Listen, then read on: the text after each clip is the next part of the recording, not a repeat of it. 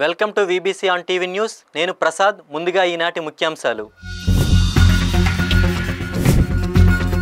నేడు ప్రధాని మోదీతో నారా లోకేష్ భేటీ.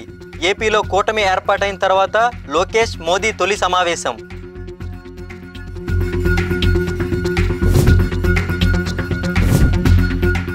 జగన్పై కక్షతోనే కేసులు. మద్యం కేసు ఆరోపణలపై మండిపడ్డ పేర్ని నాని.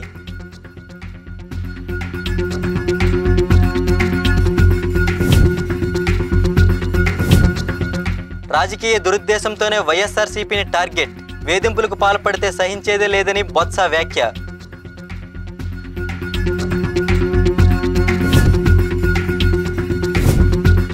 అగ్నివీర్ మురళీ నాయక్ కుటుంబానికి వైఎస్ఆర్సీపీ ఆర్థిక సహాయం. 25 లక్షల చెక్కు అందజేసిన ఉషశ్రీ శరణ్.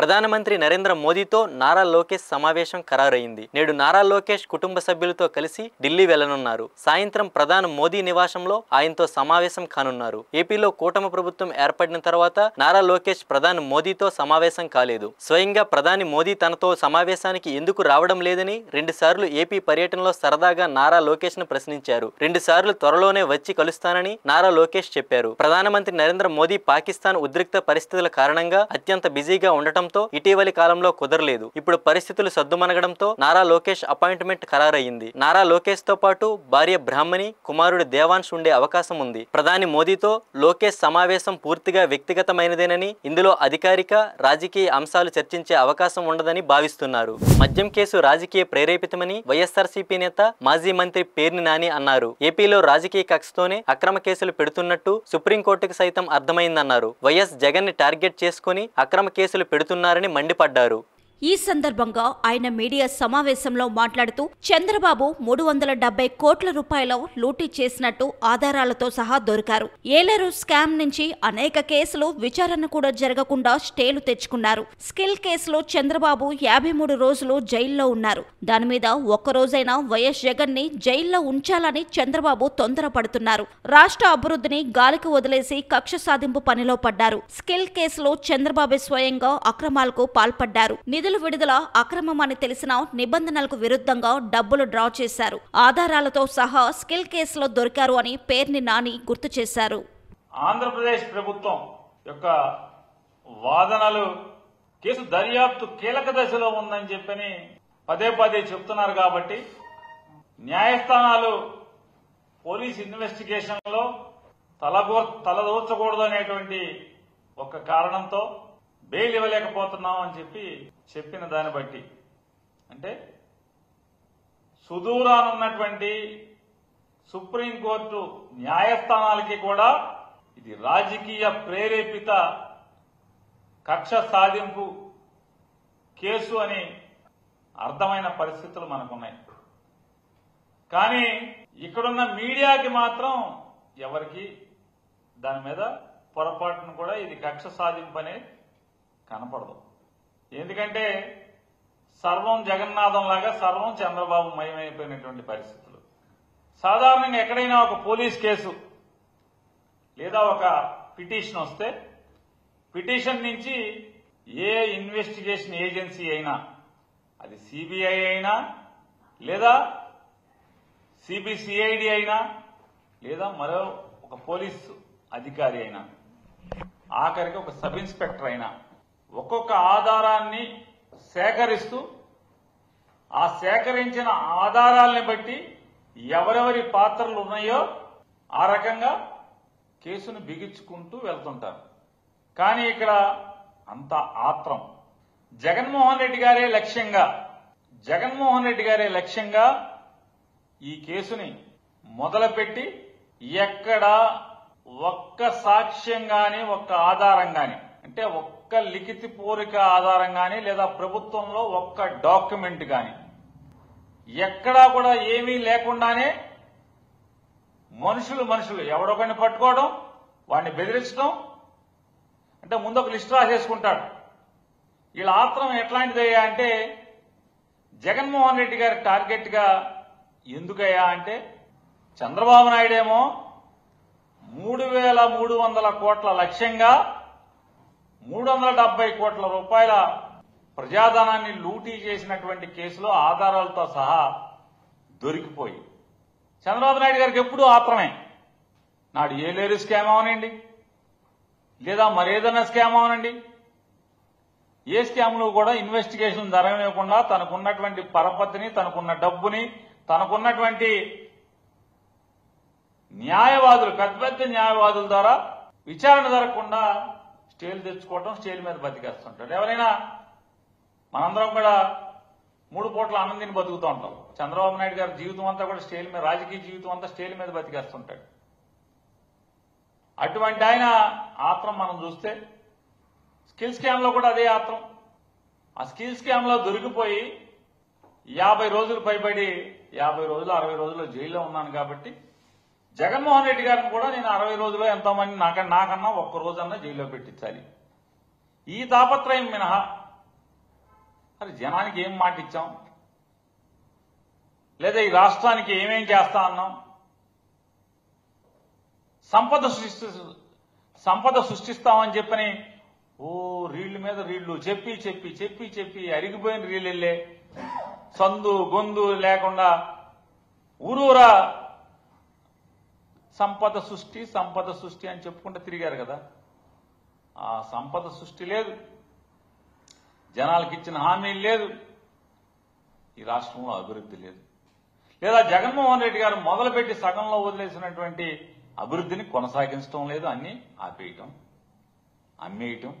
ఈ ఆత్రంలోనే ఆయన ఐఏఎస్ అధికారులు అయ్యా స్కిల్ డెవలప్మెంట్ లో విద్యార్థులకు ఎంతమందికి విద్య నైపుణ్యత నేర్పించారో నేర్పించిన లెక్కలను బట్టి మాత్రమే బిల్లులు చెల్లించాలి అని చెప్పి పదే పదే ఫైల్లో రాసినా కూడా అంటే స్కిల్ డెవలప్మెంట్ అనేది ఎంత చిన్న వ్యవస్థ. దానిలో ముఖ్యమంత్రి అనేవాడు 5 సార్లు 6 సార్లు మీటింగ్లు పెట్టి, ప్రత్యేకమైన మీటింగ్లు పెట్టి డబ్బు ఇచ్చేయండి అని చెప్పని సంతకాలు పెట్టి, ఎవడు పెట్టాడు ఈ సంతకాలు? నువ్వే కదా, ఫైల్ నీయే కదా. స్కిల్ డెవలప్మెంట్ లో సంతకాలు ఎవడే? నువ్వే సంతకాలు పెట్టావు పేమెంట్ ఇచ్చేయమని చెప్పి. వాళ్ళు చెప్తున్నారు అయ్యా ఇది ఇంతవరకు ఎక్కడ సెంటర్లు ఓపెన్ చేయలేదు, పిల్లలకి ఎక్కడ నైపుణ్యం ఇంకా నేర్పించలేదు, ఎంతమందికి నేర్పించారనే లెక్కలు కూడా మన దగ్గర లేవు కదా. కనీసం ఒక్కసారి చూద్దామన్నా కూడా నోరు మూసుకొని నేను చెప్తున్నాను, ముఖ్యమంత్రిగా చెప్తున్నాను, ఇచ్చేయండి డబ్బులు ఇచ్చేయండి క్లియర్ గా ఆఫీసర్లు అందరూ రాశారు. ఈ పద్ధతులు ఆచరించాల్సినప్పటికీ ఈ రాష్ట్ర అధినేత అయిన ముఖ్యమంత్రి గారి ఆదేశం మేరకు డబ్బు చెల్లించేస్తున్నామని చెప్పని చెల్లించేశారు. ఇది దొరికావు.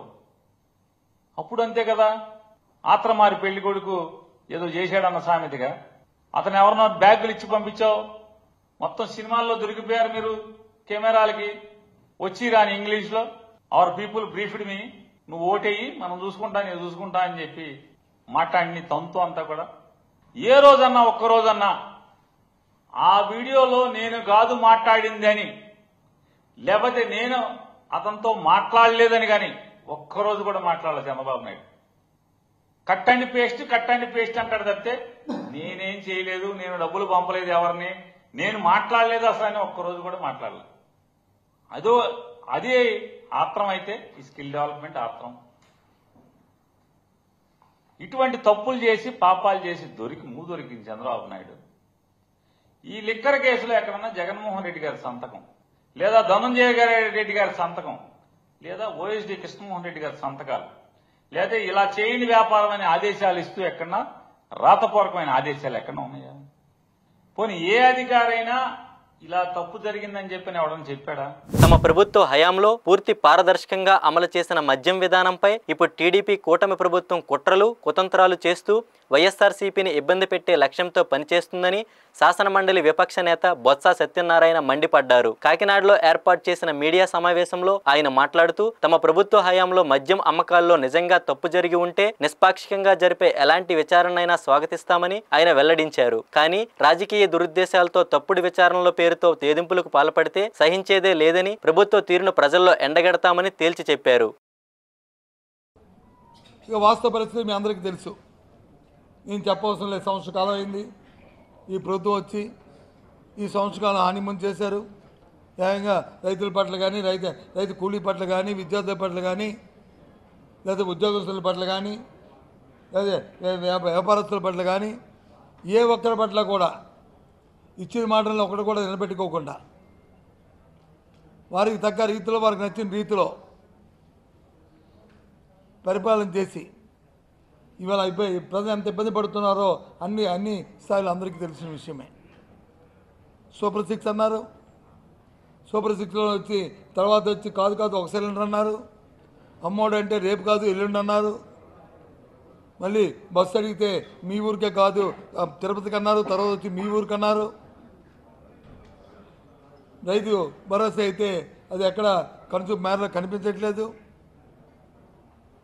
ప్రజలు పడుతున్న ఇబ్బందులు తెలుసు. ఓ ప్రధాన ప్రతిపక్షంగా ఇవాళ రాష్ట్ర ప్రభుత్వం మీద ఒత్తిడి తీసుకొస్తాం.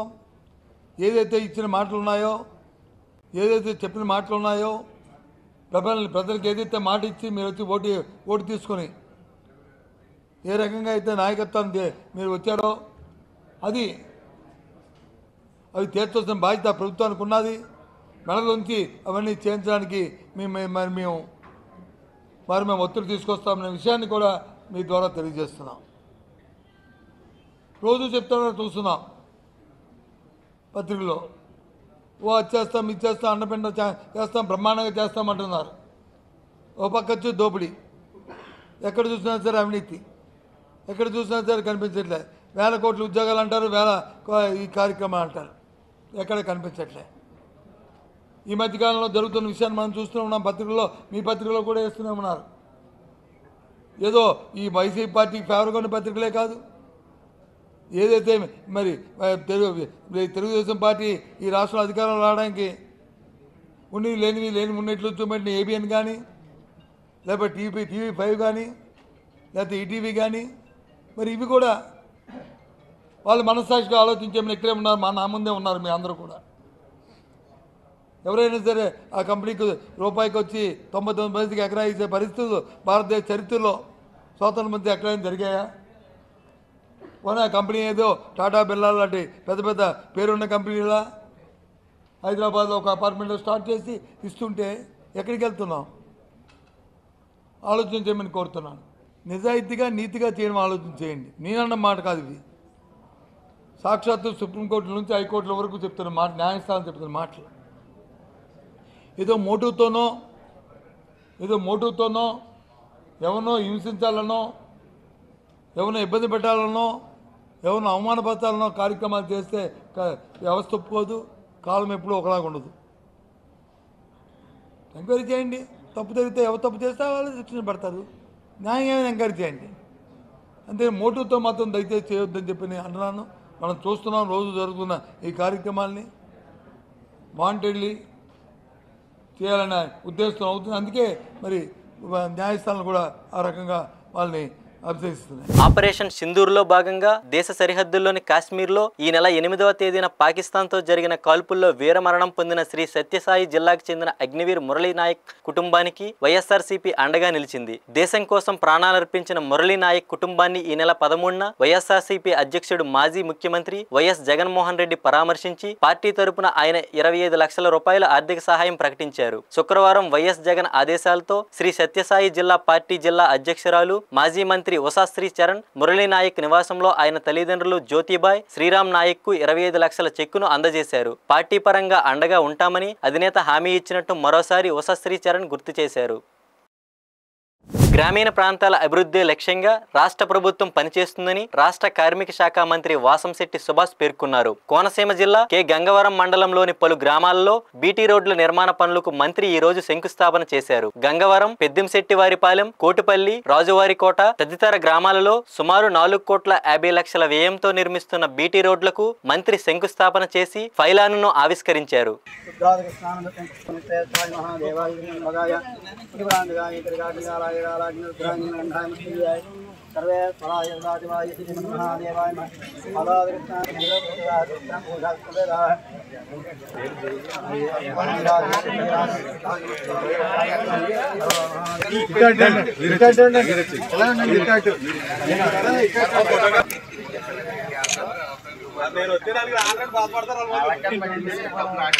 సుభాష్ గారి నాయకత్వం, సుభాష్ గారి నాయకత్వం, నాయకత్వం. సార్ ఇలా చూడండి సార్.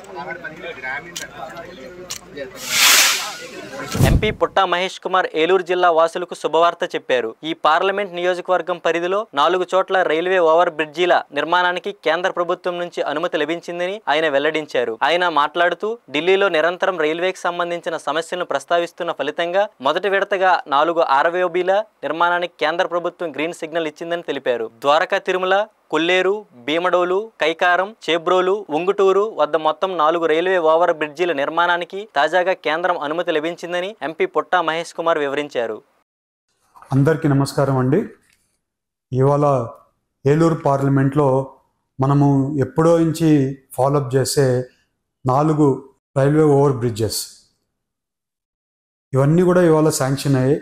4 ఉంగటూరు కాన్స్టిట్యున్సీకి సంబంధించి 4 ఫ్లైఓవర్లు ROBస్ని ఎప్పుడు నుంచి ఈ ట్రాఫిక్ జామ్లో ఇరుక్కుంది, అందరూ కూడా ఇబ్బంది పడుతుంటే ఈసారి ఎట్టి పరిస్థితుల్లో ఈ ROBస్ అన్నీ కూడా తీసుకొని రావాలని ఆకాంక్షతో రెగ్యులర్గా రైల్వే మినిస్టర్ గారిని ఫాలోఅప్ చేసుకుంది. ఇవాళ మనకి 4 ROBలు శాంక్షన్ అవ్వడం జరిగింది ఉంగటూరు కాన్స్టిట్యున్సీకి సంబంధించి. ఒకటి భీమడోల్ దగ్గర, ఇది ద్వారక తిరుమల కొల్లేరు టూరిజం స్పాట్కి కొంచెం ఈజీగా కనెక్టివిటీ కోసము ఫ్లైఓవర్ ROB వేయడం వల్ల, ఫ్లైఓవర్ వేయడం వల్ల ట్రాఫిక్ జామ్ ఎప్పుడో నుంచి ఉండే ట్రాఫిక్ జామ్ మనము ఓవర్కమ్ అవ్వచ్చు. ఇవాళ ఈ ప్రాబ్లం వల్ల ట్రాఫిక్ అంతా కూడా ఒక లైన్ లేక వస్తుంది భీమడోల్ దగ్గర. అలాగే LC నంబర్ 364 కైకారం దగ్గర, 364 కైకారం దగ్గర డెల్టాకి పోవడానికి ట్రాఫిక్ సమస్య ఉంటుంది. ఆ ట్రాఫిక్ సమస్య కూడా ఈ డెల్టా ఏరియాలో తగ్గిపోవడానికి ఈ ROB తోటుపాటు పడుతుందని మీకు అందరికీ తెలుపుతున్నాం. అలాగే ఇవాళ LC నంబర్ 365 చేబ్రోల్ దగ్గర, LC number 365 connecting between Kothapalli to Narsapuram, ఇక్కడ డెల్టాకి అప్పర్ ల్యాండ్ నుంచి డెల్టాకి కనెక్టింగ్ కోసం, నర్సాపురం కనెక్టింగ్ కోసం ఈ ROB చాలా వరకు ఉపయోగపడుతుందని కూడా మీకు తెలుపుతున్నా. దీనివల్ల చాలా వరకు ట్రాఫిక్ జామ్స్ మీకు ఐడియా ఉంది కాబట్టి ఇక్కడ ఎక్కువ జామ్స్ అన్నీ కూడా తగ్గిపోతాయని కూడా మీకు అందరికీ తెలుపుతున్నా. అలాగే LC నంబర్ 366 ఉంగటూరు దగ్గర లైన్ రోడ్ కనెక్టింగ్ ఉంది. అక్కడ యూనివర్సిటీ ఉంటుంది, హార్టికల్చర్ యూనివర్సిటీకి కనెక్టింగ్ ఇబ్బందిగా ఉండింది. దాంతో ఈ ROBతో ఆ విసులుబాటు కూడా కలిగించడం జరిగింది. ఇవాళ ఈ 4 ఉంగటూరు కాన్స్టిట్యున్సీలో అప్రూవల్ రావడం జరిగింది. వచ్చే 6 నెలల్లోనే పనులు కూడా స్టార్ట్ అవబోతున్నాయని మీ అందరికీ శుభవార్త కింద నేను చెప్పాలనుకున్నాను. ఇవాళ ఈ అన్ని పనులు కూడా వచ్చే రోజుల్లో మొదలయ్యేటప్పుడు శంకుస్థాపనలకు కూడా ముందుకు వెళ్తామని కూడా మీ అందరికీ తెలుపుతూ, ఇవాళ ఈ అన్ని జరగడానికి రైల్వే మినిస్టర్ గారికి, ప్రైమ్ మినిస్టర్ గారికి, చంద్రబాబు నాయుడు గారికి, లోకేష్ గారికి, పవన్ కళ్యాణ్ గారికి అందరికి కూడా కృతజ్ఞతలు తెలుపుకుంటున్నాను. మన ఏలూరు పార్లమెంట్కి ఎప్పుడు ఏది అవసరం ఉన్నా కూడా అందరూ కూడా మనకు సపోర్ట్ చేస్తున్నారు. ఇవాళ మనం ఏ పని చేసుకోగలుగుతున్నామంటే అందరి సహకారంతో, ఎమ్మెల్యేల సహకారంతో కూడా అన్ని పనులు చేసుకోగలుగుతున్నామని మీ అందరికీ తెలుపుతూ, వచ్చే రోజుల్లో ఈ పనులన్నీ కూడా స్టార్ట్ అవబోతున్నాయి. మనకి ఏలూరు పార్లమెంట్కి సంబంధించి ఇంకా చాలా వరకు అభివృద్ధి కార్యక్రమాల్లో ఇంకా ROBs ఇంకా చాలా తీసుకొని రావడానికి వర్కౌట్ చేస్తున్నామని మీ అందరికీ చెప్తున్నాను. వచ్చే రోజుల్లో ROBs కూడా వచ్చిన దశ మీ అందరికీ కూడా అనౌన్స్మెంట్ చేస్తానని మీ అందరికీ తెలుపుతూ, నాకు ఈ అవకాశం ఇచ్చినందుకు ప్రతి ఒక్కరికి పేరు పేరున ధన్యవాదాలు, నమస్కారం. భద్రాద్రి కొత్తగూడెం జిల్లా మనుగూరులో ఇందిరమ్మ ఇళ్ల సొమ్ము పంపకాల్లో తేడాలు రావడంతో అన్నారం గ్రామానికి చెందిన కాంగ్రెస్ కార్యకర్తలు చెప్పులతో కొట్టుకోవడం తీవ్ర దుమారం రేపుతోంది. తహసీల్దార్ కార్యాలయం ఎదుట ఈ ఘటన జరిగింది. సమీపంలోనే కానిస్టేబుల్ ఉన్నా సరే కూర్చొని చోద్యం చూశాడని స్థానికులు విమర్శించారు. తెలంగాణలో కాంగ్రెస్ ప్రభుత్వం వచ్చినప్పటి నుంచి పార్టీలో నాయకులు ఎక్కువైపోయారని, ఎవరి పెత్తనం వారిది అన్నట్టు తమను పట్టించుకోకుండా పార్టీ నేతలే అన్ని పథకాలు పొందుతున్నారని పేద ప్రజలు వాపోతున్నారు.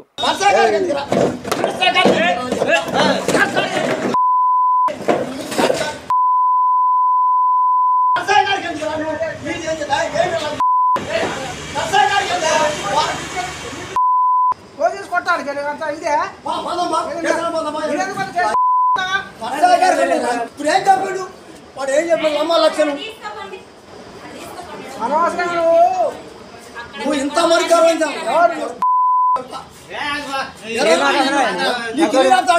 నీకు ఇల్లు రాబోతాడు